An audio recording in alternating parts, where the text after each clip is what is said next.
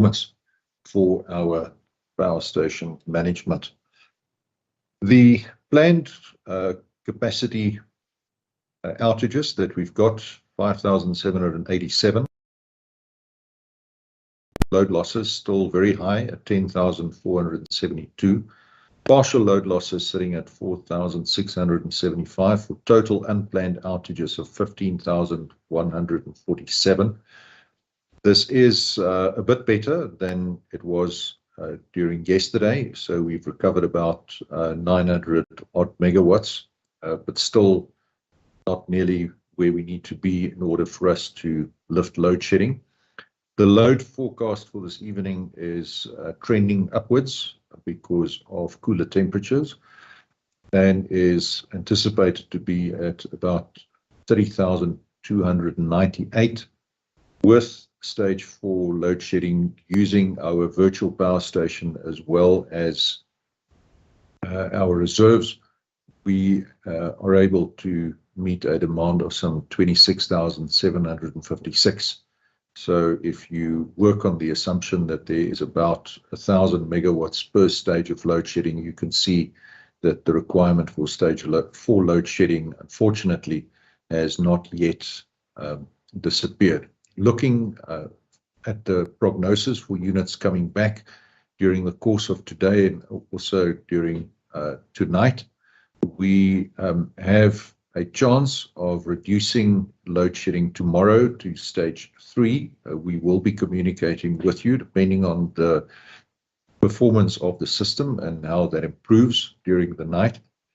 And we are expecting a number of large units to return during the course of tomorrow. And if those units stay online and if they perform as expected, then we should be able to consider lifting load shedding entirely by the start of the weekend.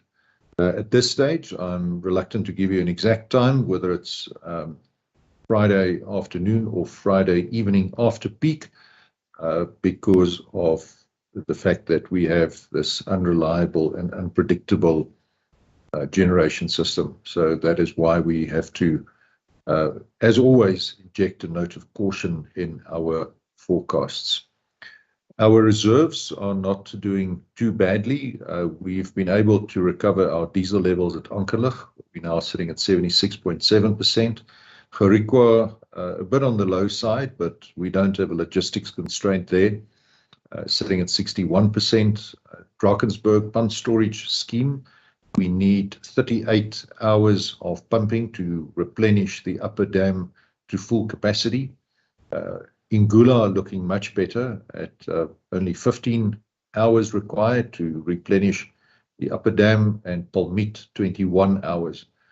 So during the nighttime when the demand is much lower, we intend to use whatever capacity we've got available to replenish those dams and make sure that we also fill our diesel tanks to the maximum capacity.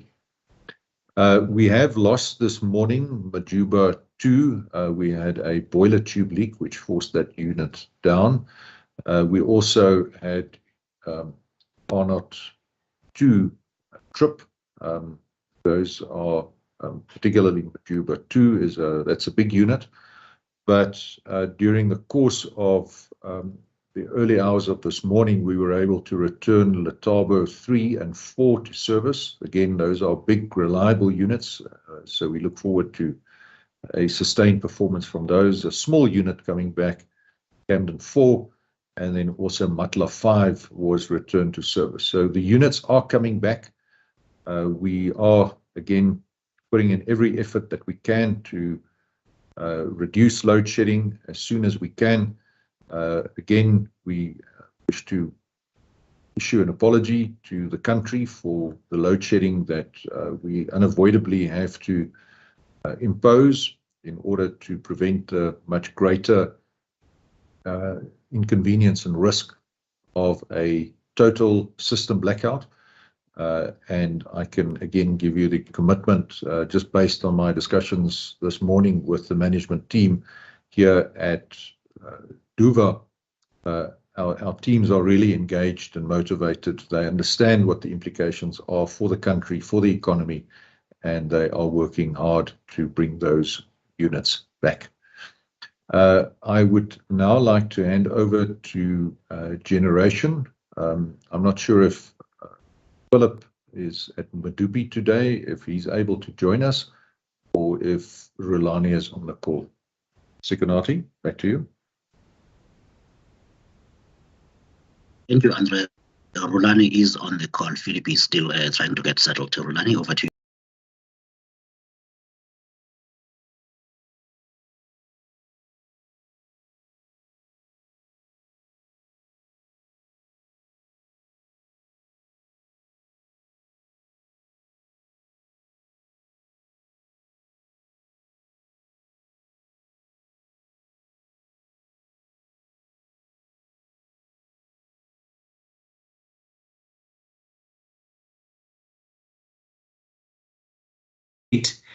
This morning, so we are constantly working on ensuring that we reduce this risky units.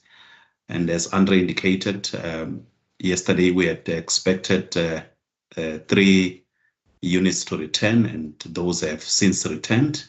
And today we expected 6 units to return. 3 of those are already on the grid, and we still have got 3 that are coming, with more planned for tomorrow and the next day. So indeed, the team is working around the clock to ensure that we can get the country out of this situation ASAP. And as André has committed and indicated, we intend to review the load shedding stage by end of tomorrow and Friday as well.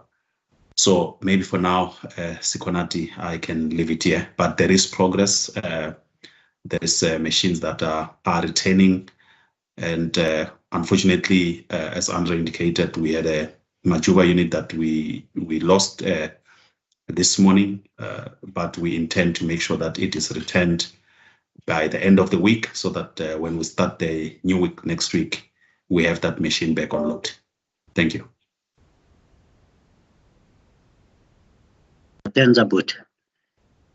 That is Rulani Matebula. He is a general manager in generation, ladies and gentlemen. At this point, I would like to give you the opportunity to ask the questions, ladies and gentlemen. And I do repeat again, I would like everybody to pose their questions. We hold this media briefing precisely because there is not time to meet everybody's request. Yes, indeed, you work on different slots and different formats of your shows, and indeed you have different requirements. Unfortunately, the team has to attend to the problem, and we do this to give everyone an opportunity to pose their inquiries and indeed get the response. So I have one question so far from Mariam Issa of EE Business Intelligence. The latest weekly Eskom generation system status report shows a likely risk scenario of daily outages of more than 16,200 megawatt, which is illustrated in red, over most of the coming year. Can you be absolutely certain under the circumstances that there is no risk of a national blackout? How long would the country be out of power in this case, and how would Eskom deal with it?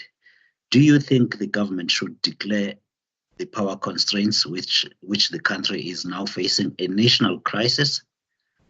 André, you did deal quite extensively with a blackout scenario yesterday, but for Mariam's benefit and those who did not get the opportunity, please will you answer those?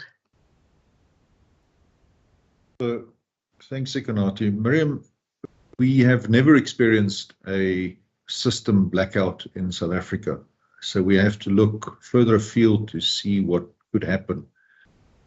We have the experience or the example of a blackout that struck New York I think it was in 1978, and it took them just under a week to bring the electricity back again. Because we use alternating currency and we have this heartbeat of the system of 50 hertz that needs to be maintained constantly. Once the total electricity supply is lost, restoring the supply is a gradual task that requires what we call black start capability.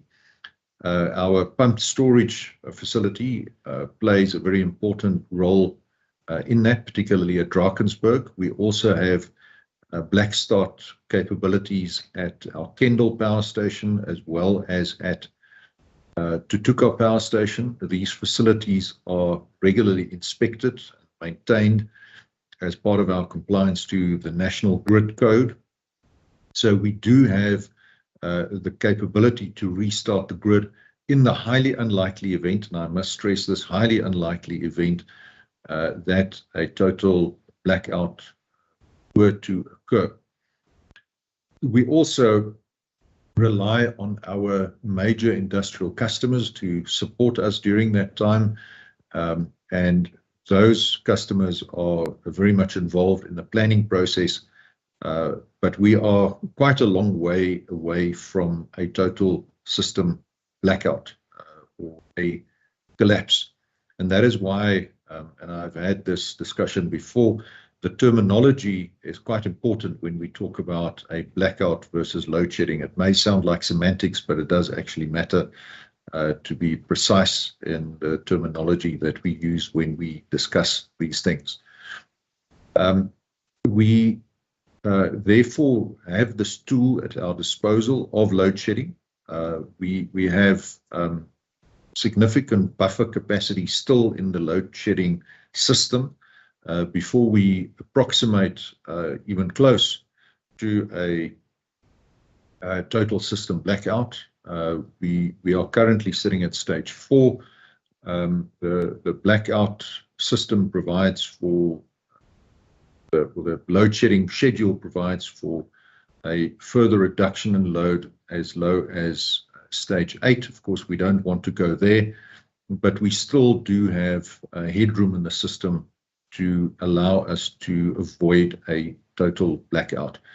So I would caution against speculation in this regard. I would caution against fear-mongering and stoking of speculation and fear in this regard.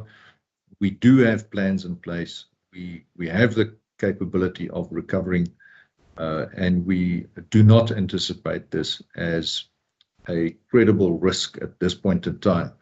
Of course, we need more capacity on the grid as urgently as we can to give us that additional safety margin that we need in order to cater for the unpredictability and unreliability of our generation system. That is why we are in full support of the DMRE's efforts to expedite bid window 5 and bid window 6.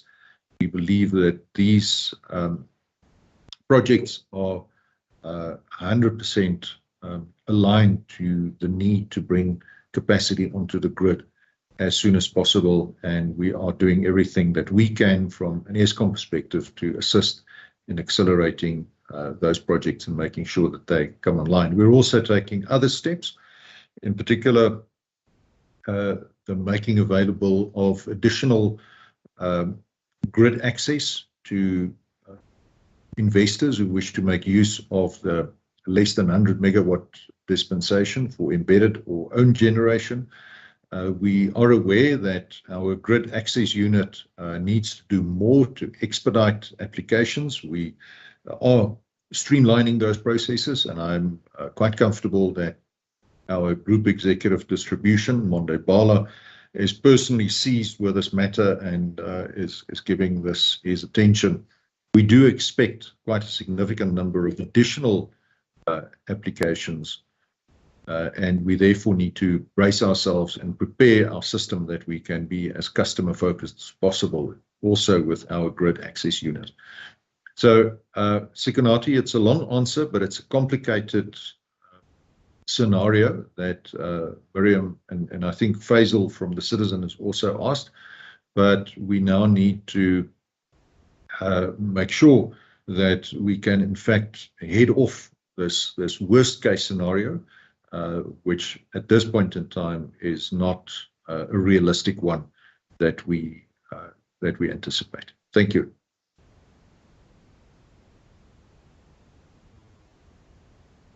Thank you, André. The next question comes from Terence Creamer of Engineering News. The DMRE says it is unaware of Eskom's standard offer to buy electricity from private generators and is also unaware of a request for a Section 34 determination related to the standard offer. When was this communicated with the government? André? Sikonati, if I recall, this was communicated to the government. The board decision was taken in August of last year. I don't have the exact date to hand. I'm not in my office at this point in time, but we can certainly get back to Terence on that date and exactly on what was communicated when, so that we can make the necessary information available. But I don't have the exact date to hand right now. Thank you. My colleagues at Media Desk will certainly send the question and get a response for you, Terence, on that. The second question from Terence: what, in Eskom's view, is standing in the way of unlocking the 100 megawatt reform, and how much relates to Eskom not being able to supply budget codes and the fact that many projects are not yet shovel ready? You did allude to this earlier. Anything else to add, André? Sikonati, the biggest issue at this point in time appears to be the registration process that has been developed by NERSA. We are aware that the presidency, through Operation Vulindlela, is engaging with all parties, including with Eskom, to try and expedite the registration process. And from our side, we are certainly doing whatever we can to ensure that we are not on the critical path to delaying these projects from coming onto the grid. I may just want to ask Monde Bala, I see he is on the call. Monde, if you can give some feedback and comments on where we are with the grid access unit and the steps that we are taking to ensure that we can be efficient as possible in processing those applications and budget quotes. Yeah, thanks, André, and thanks, Konati. Yeah, I think you have touched on the refinement of our process that deals with providing access to the grid.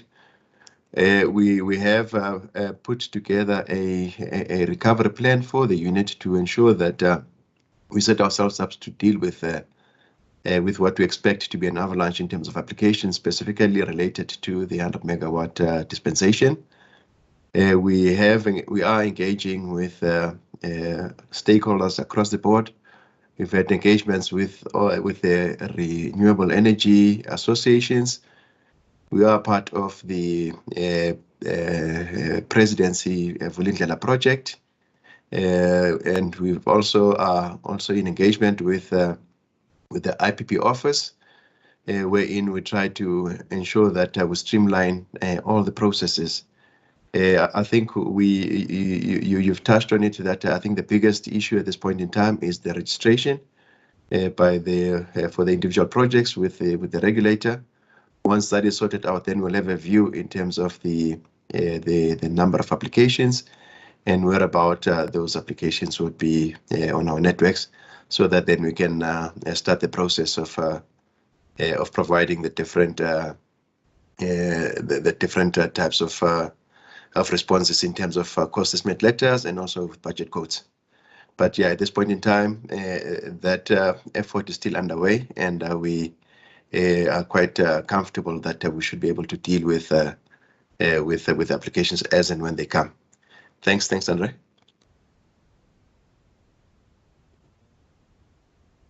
Thank you, Mr. Bala. Faisal Petal from the Citizen, your questions have really been extensively dealt with, but I will just read them and join them to Jan Vermeulen's questions at the bottom. What would a total collapse of the grid mean? How far percentage-wise is that from happening with the current load that is being lost? Jan Vermeulen from My Broadband also wants to know, on the risk of total blackout, around half of Eskom's generation fleet was offline when this load shedding started. How many more units could Eskom lose before a collapse is a real risk? Or at what point is it no longer fear-mongering but a reasonable warning? Sekgomotso Skepas is on the line, and he is the transmission group executive. Sekgomotso, please can you address the meeting about what the system operator does and what steps would need, or what hurdles we would need to go through before we eventually get to a blackout situation? Thank you. Sikonati, thank you very much, and good morning. I trust you can hear me, Sikonati? That's correct, yes. All right, no, thank you very much. Just to indicate, as we've said, the likelihood of a blackout in terms of a total system going dark is very low. The way the overall power system is designed is that there are a range of protection measures, devices that are designed into the system prior to getting to a likely scenario of load shedding. And as André indicated, should you get there, there are systems in place to actually recover the system and restore it. Obviously, as colleagues may be aware, the main indicator from the system operator's perspective is to monitor the frequency, which must be as close to 50 hertz as possible. And in the event you have a shortage of generation, you have concomitantly then need to take measures to reduce the demand side, which is where we are finding ourselves today, which is very unfortunate. A total blackout means that essentially there is no electricity in the country. And it's clearly a nightmare scenario that we really have to do everything possible to avoid that possibility of that realizing. As we speak with stage 4, we are reasonably comfortable that the system is in balance. The recovery plans have been spoken about in terms of the units that are coming back online. And therefore we are not particularly concerned about this risk, but it's something that is always top of mind for the system operator to make sure that every second they are doing what is necessary to maintain balance in the system, and that work basically occurs 24/7. There is reference to how many more units Eskom could lose. I really don't think, I don't have the specifics on that, but the main issue is if we lose units, we will concomitantly need to reduce demand to maintain the balance. And therefore we will, and that is something that we will communicate as and when it happens, but we don't foresee that that risk as we speak. Thank you very much. Thank you, Sekgomotso. Let's repeat his name, Sekgomotso Skepas. He is the group executive for transmission.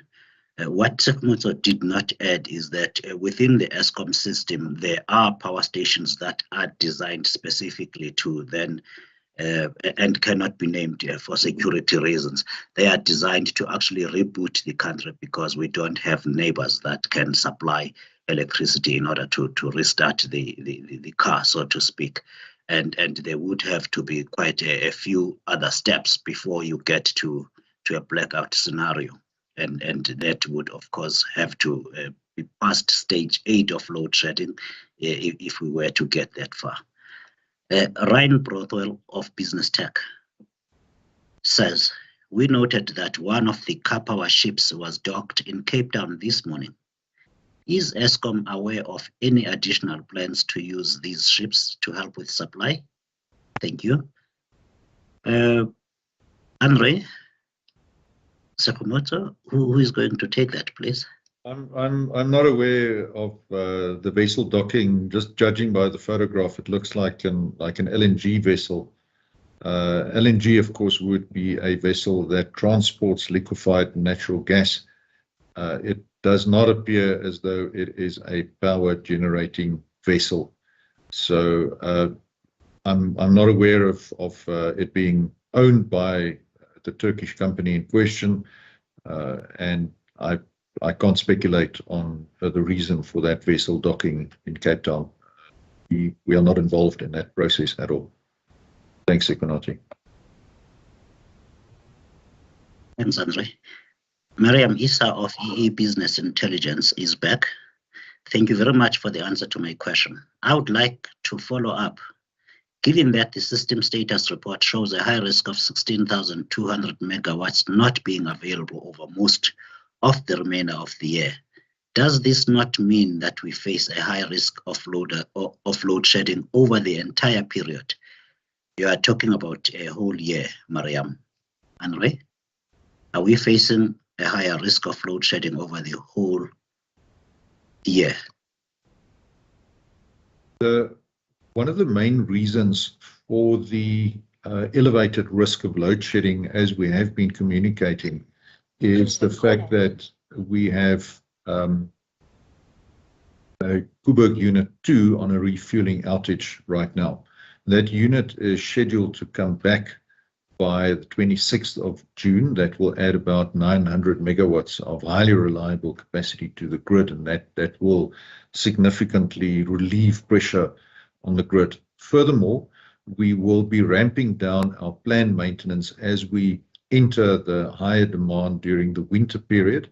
So that will also add more capacity to the grid.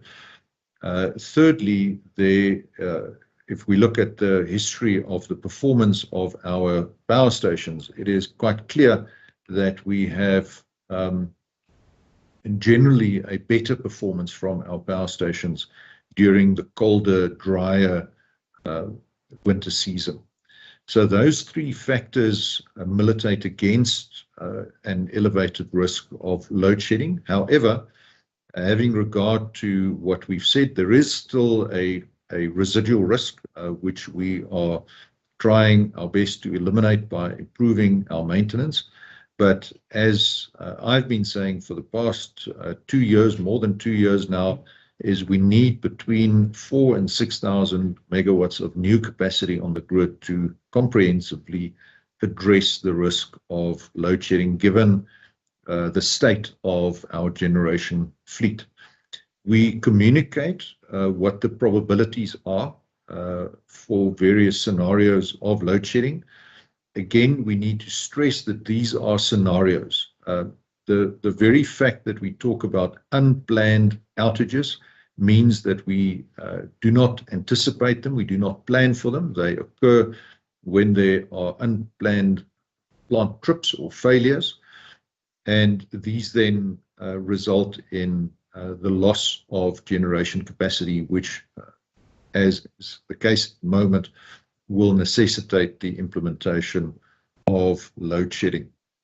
The various scenarios are quite comprehensively analyzed and presented, and it's a bit like, as I've said before, the weather forecast, where you talk about a 60% chance of rain. If there's a 60% chance of rain, you can't say with certainty that it will rain, but neither can you say with absolute certainty that it will remain dry. So this is unfortunately the consequence of dealing with uncertainty and unpredictability. And we will communicate this in greater detail when we have our quarterly system update. Sikonati, if you can just remind everybody on the call when that briefing will take place. We are preparing the presentations for that, and we will then also be in a position to have all of the relevant executives in the room to answer your questions in this regard at length. Sikonati, when is that date, please? The date, André, is the 11th of May 2022. The media will receive their invitations to the event at least 2 days before the event, and it will be held like we do at this very point and live here from the Franklin Auditorium. That's the 11th of May 2022. William Horn of Network 24 wants to know, is the system operator a single person or a team?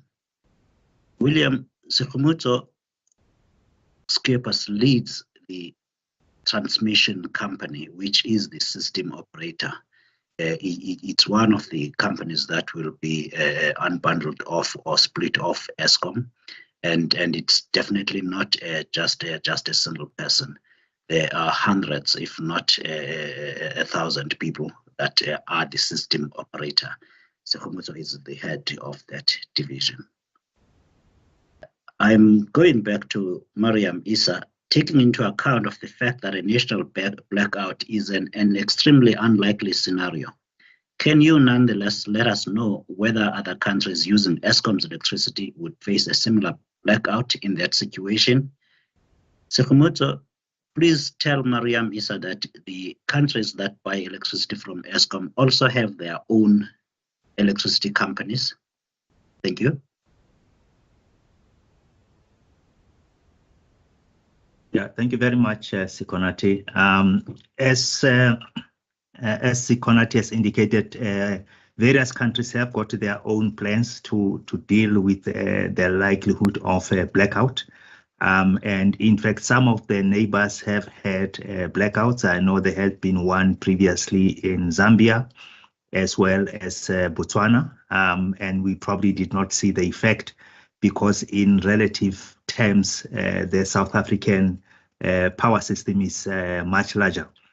But if we were to lose electricity supply in South Africa, given that we are interconnected and all the general 50 hertz, so if we were to lose capacity in the country, there's a high likelihood that we would drag those countries with us, depending on how the protection devices are set up and our relative contribution of supply to those countries.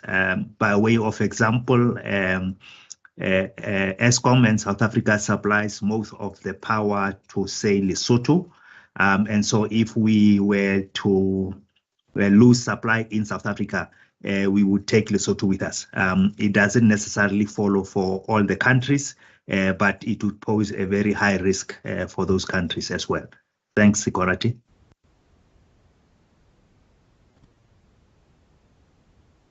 Thank you, Sekumuzo. The last question for the day comes from Terence Kramer again. Colleagues, I hope everybody can see that every question that has been posed has been read, but there's only been 3 or 4 journalists asking questions. That's Terence Kramer. What is a realistic steady state energy availability factor from the coal fleet to 2030? And what does that imply for Eskom maintenance strategy and for the IRP? That's the Integrated Resource Plan, which is the government's policy. Mr. Ruyter, are you able to take that, please? Yes, thanks, Terence. I think the target that we are aiming for is 70%. The assumption contained in the IRP is sitting at about 75%, so there is a gap. We are of the view that we really struggle to get back to 75% on a sustained basis. And this is not because we don't want to, it is because we have an aging fleet that has had a very hard life, and that requires a very extensive and expensive maintenance programs to keep them operating.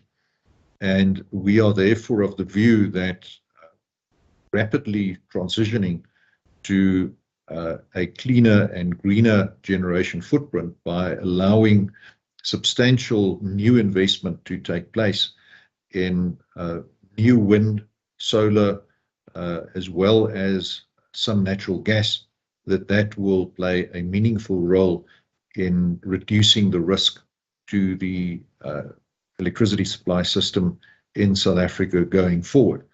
Of course, as I've said before, Eskom does not make policy, Eskom implements policy, so we are not in a position to direct this policy. We have run a number of scenarios, in fact, close to 100 scenarios of various permutations for an electricity supply system, using various contributions from various technologies, and we are quite comfortable that there are a number of options available. We have communicated these to the policy department as well as to other stakeholders in order to assist in the discussion and the debate to shape decision making at an appropriate level. But I think we need to face up to the facts that to expect the Eskom coal-fired fleet to return to its former glory of 80% or 85% EAF is going to be very difficult to achieve and will cost an extraordinary amount of money, time, and effort, which probably would be better directed at unlocking the grid as quickly as possible to new generation technologies that we can then make available to address the shortfall in generation capacity on a comprehensive basis. Thanks, Ikonati.